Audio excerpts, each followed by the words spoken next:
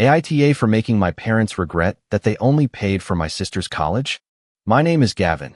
I'm 26, and I'm the oldest son in a very normal, working-class family. A modest house in the suburbs, a 30-year mortgage that never seems to shrink, and Sundays with pancakes and football on the TV in the background.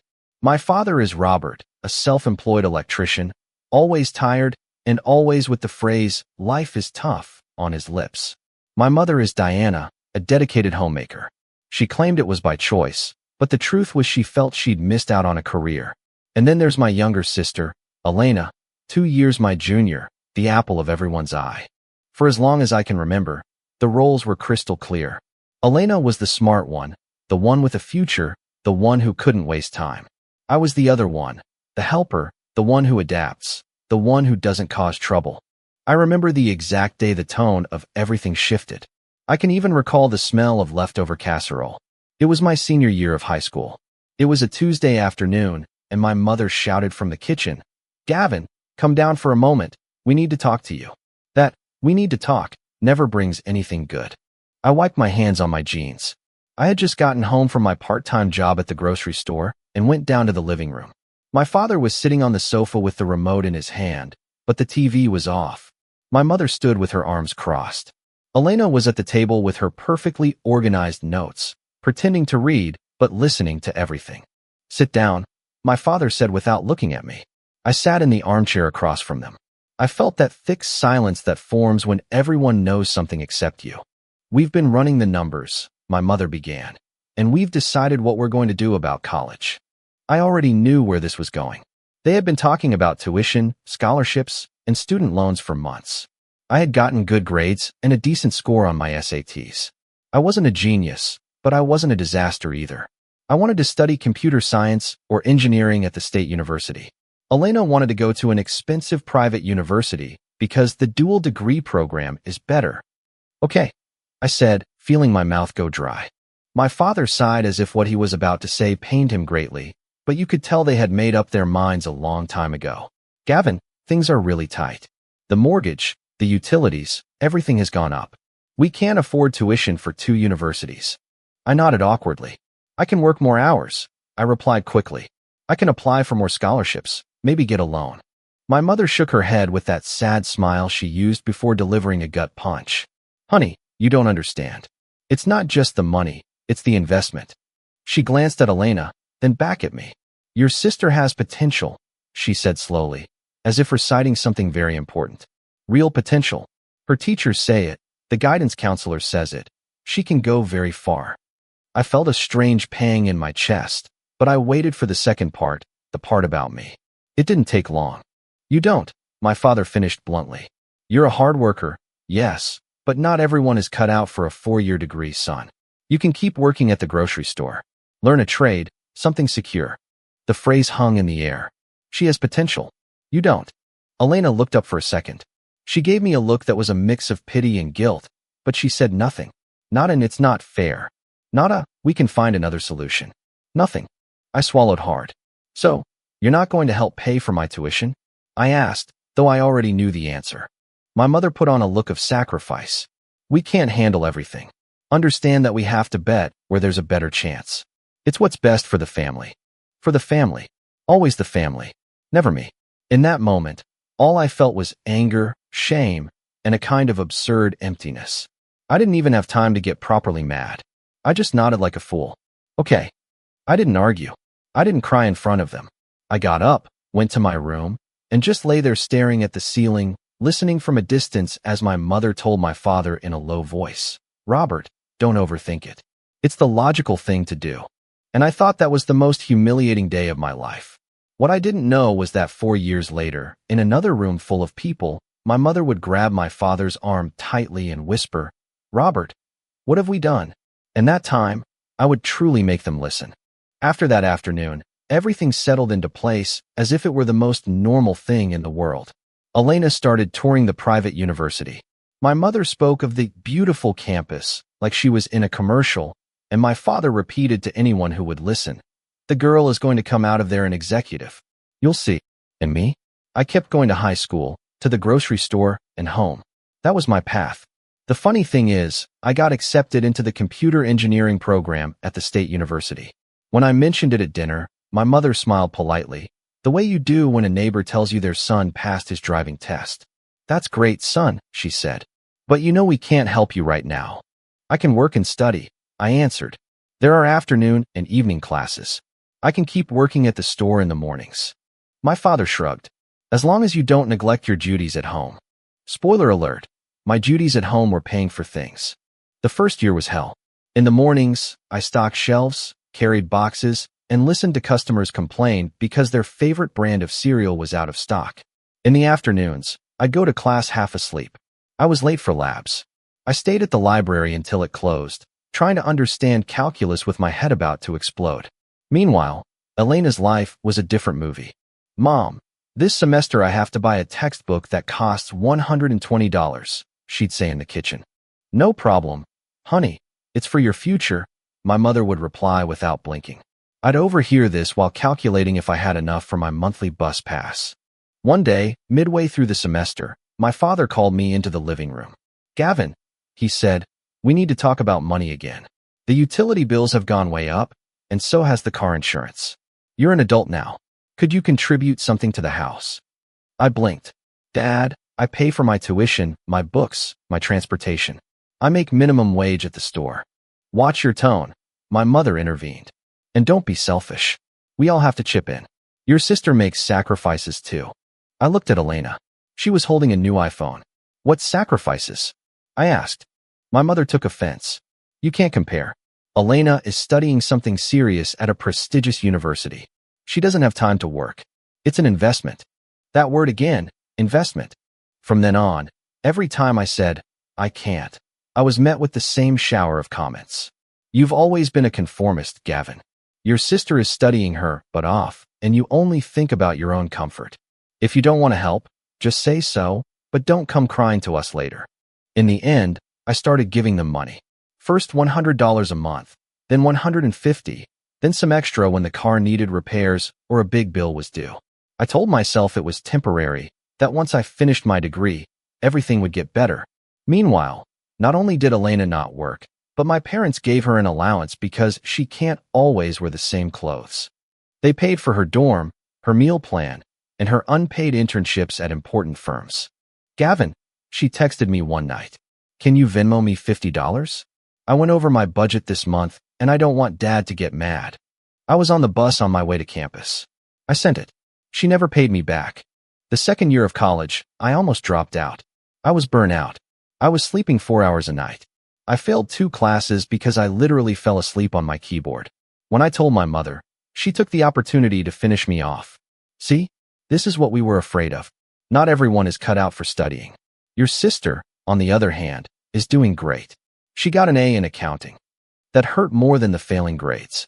Things got murkier when I started teaching myself programming outside of the university. Free online courses, tutorials, small projects. For the first time, I felt I was good at something, really good. A professor recommended me for an internship at a small tech startup. It didn't pay much, but it was more than the grocery store, and it was in my field. I told my parents at dinner, almost excited. I got an internship as a programmer. It's less money at first, but there could be a full-time offer later. My father frowned. "And the grocery store? I'm quitting. I can't do both." My mother let out a short laugh. "You're going to leave a steady job for an internship? Gavin, please." "It's in my field, Mom. It's real experience." "Real experience is paying bills," he retorted, "not playing on the computer." In the end, I did the internship anyway. I cut my expenses even more. I stopped going out, stopped buying clothes. I spent a year in the same ripped jeans. But that year changed my life. The startup began to grow. They offered me a remote contract with a decent salary. By 23, I was earning more than my father. They didn't know that. To them, I was still the one trying things out. And yet, they kept asking me for money. "Gavin, can you cover the car insurance this month?" my father would text. "Gavin, the bank went crazy with the mortgage payment. We're a little short." "Gavin, your sister needs a new laptop. Hers is too slow for her coursework." I said yes out of inertia, with swallowed rage. I justified it to myself. They're my family. Someday they'll appreciate it. The breaking point came with something I didn't expect, an email from a private lender. Dear Gavin, we are processing your application for a student loan. My blood ran cold. I hadn't applied for any loan. I called the lender the next day, trembling. They confirmed the details of the application, my personal information, my social security number, my address, and a digital signature that looked a lot like mine. But it wasn't. It's for a master's in financial management, the representative explained. The beneficiary is listed as Elena Johnson. Elena, my sister. I hung up the phone with a knot in my throat and the certainty that someone in my house had decided my name was also good for collateral. That night, when I got home, I threw my keys on the table. Does anyone want to explain to me why there's a student loan application in my name for Elena's graduate program? I asked, straight to the point. My mother tensed up. My father avoided my gaze. Elena froze with her phone in her hand. Oh, Gavin, don't be so dramatic, my mother began. It's just a formality. You have a good income. It gives the bank more security. It's fraud, I replied. It's identity theft. You used my information without my permission. It's for your sister, my father snapped, raising his voice. She's the one who's going to lift this family up. Don't be so resentful. That sentence broke something inside me. The next day, I contacted the lender and formally withdrew the application. I filed a fraud report, stating that the application was made without my knowledge or consent, though I didn't name my family to the police. My hands were shaking, but I did it. At home, there was shouting, slamming doors, "You're hurting me" from my mother, and a "you're just jealous of your sister" from Elena.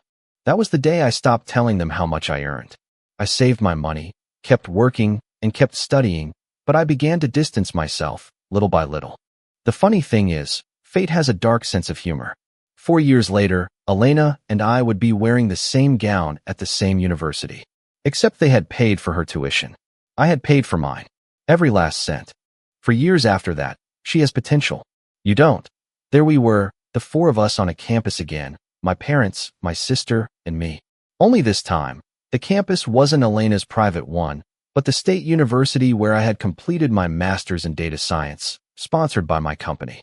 Elena, after finishing her business degree, had completed a post-baccalaureate certificate program, and by sheer coincidence, our graduation ceremonies were on the same day, at the same time, in the same building. My mother was euphoric. Both my children graduating on the same day, she repeated to anyone who would listen. What a proud day, Robert. Look at our family. I looked at her and thought, you don't even know how much you paid for my degree. 0. We arrived at the auditorium. My parents sat in the middle row with Elena glued to my mother's side. I sat with the rest of the graduates, in my black cap and gown, feeling awkward.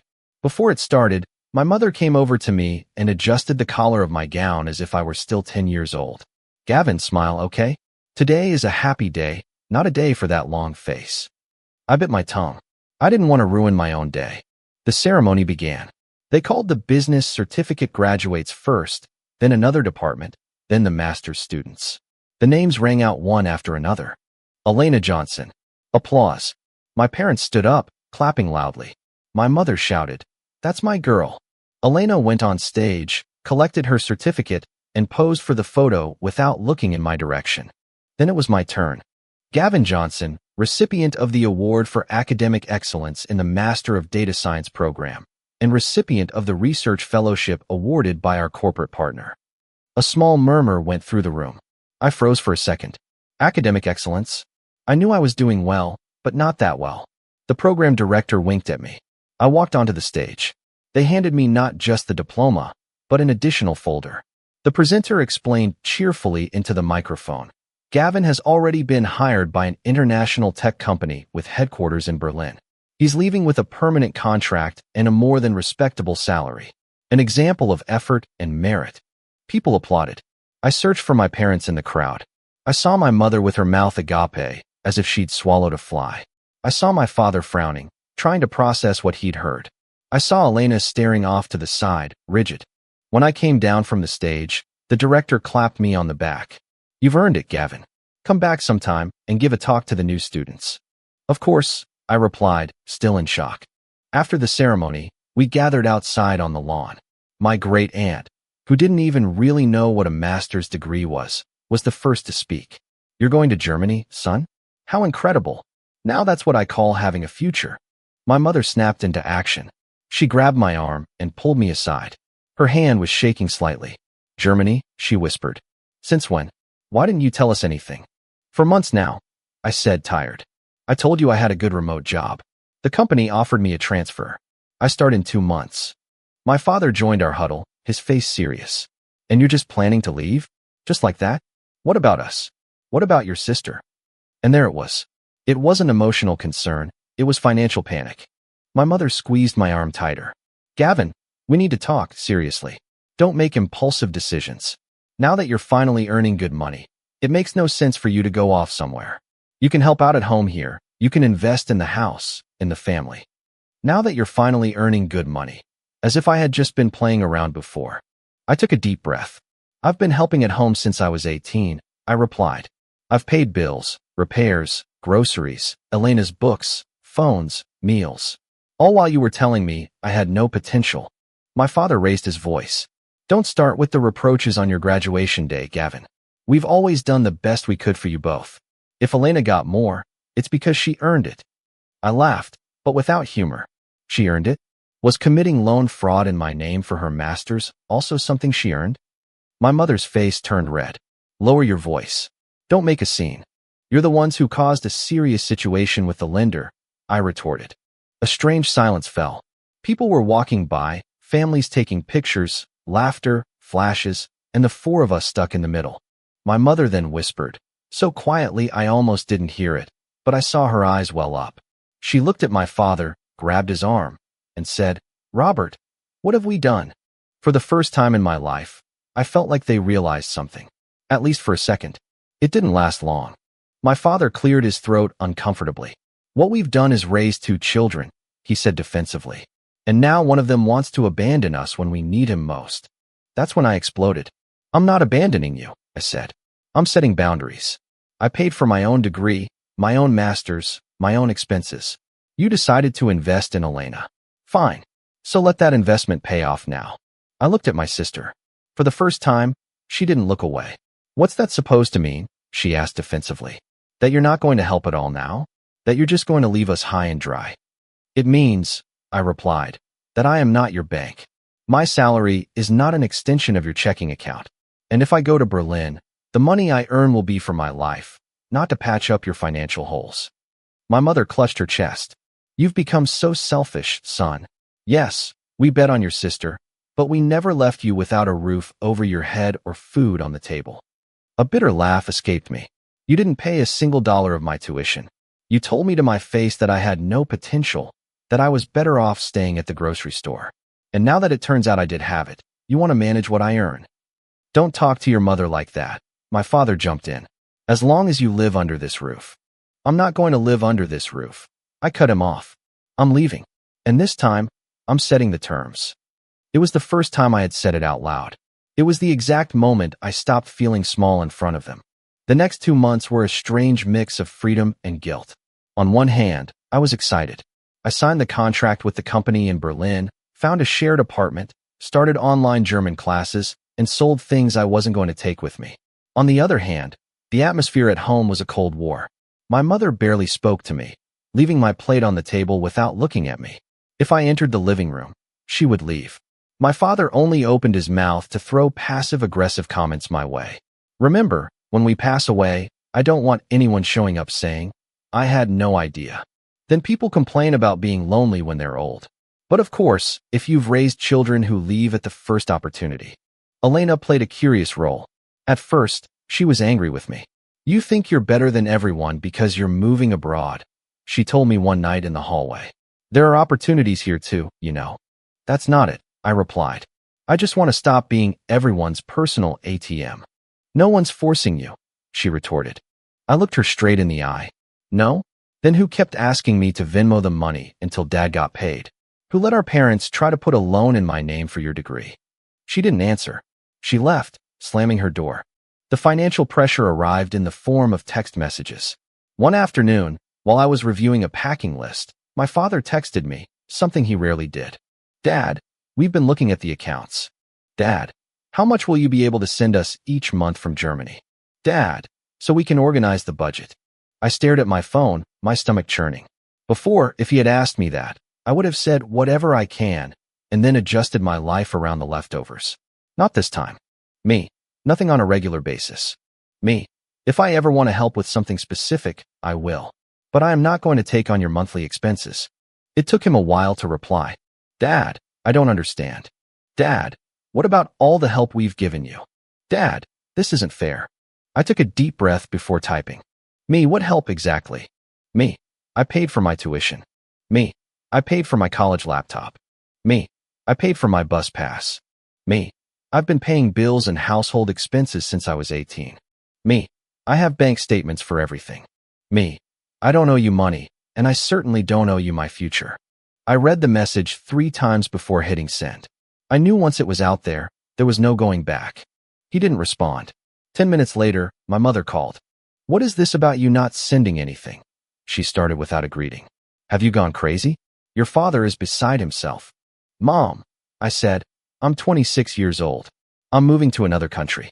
I have to build my own life, pay rent, health insurance, everything.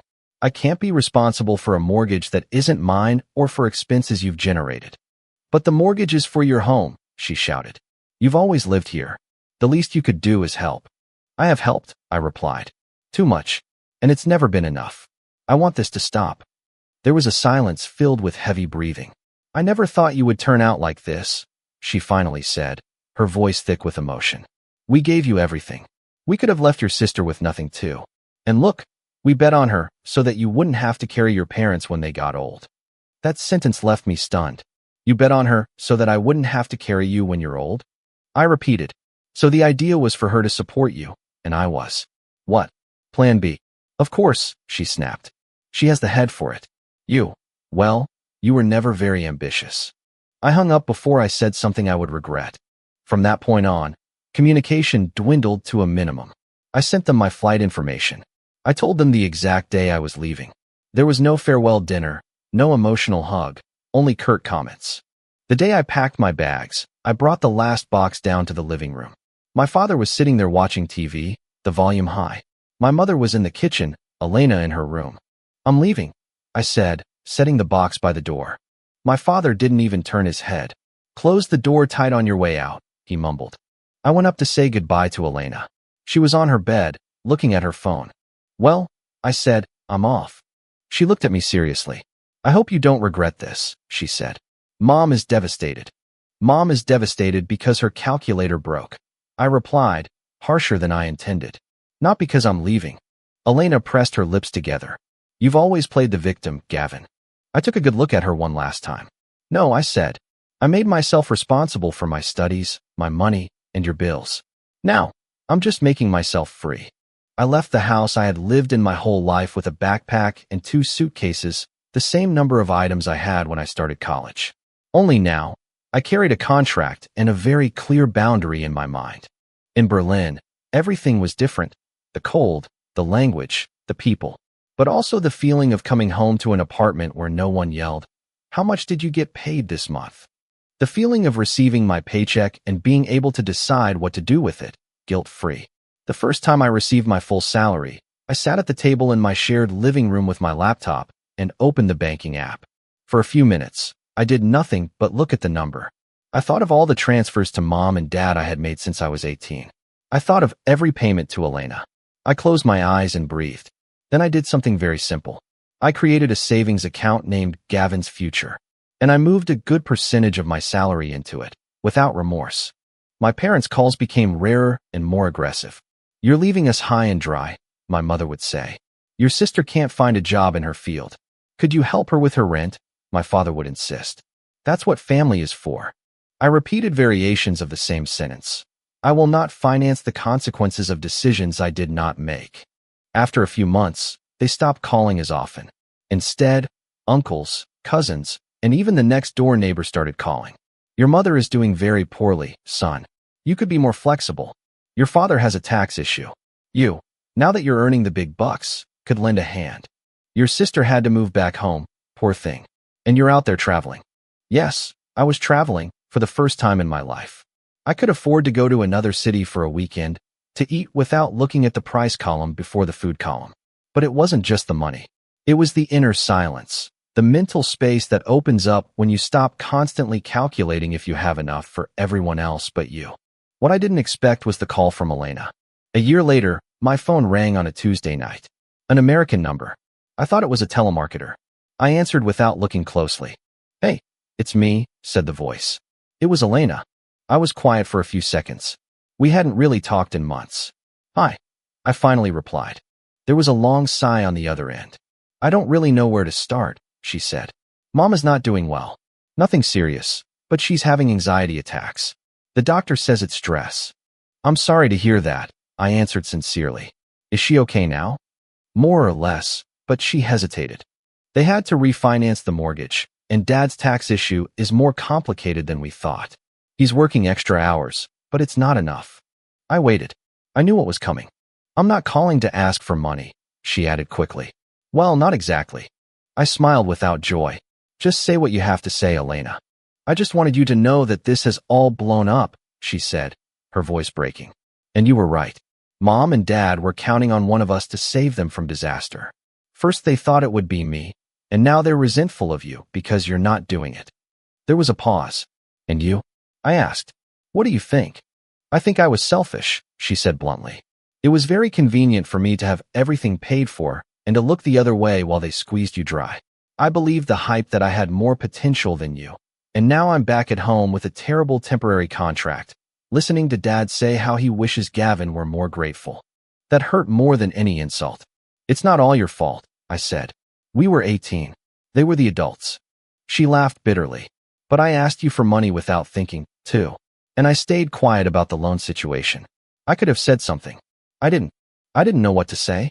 "I'm calling because," she continued, "I'm thinking of leaving.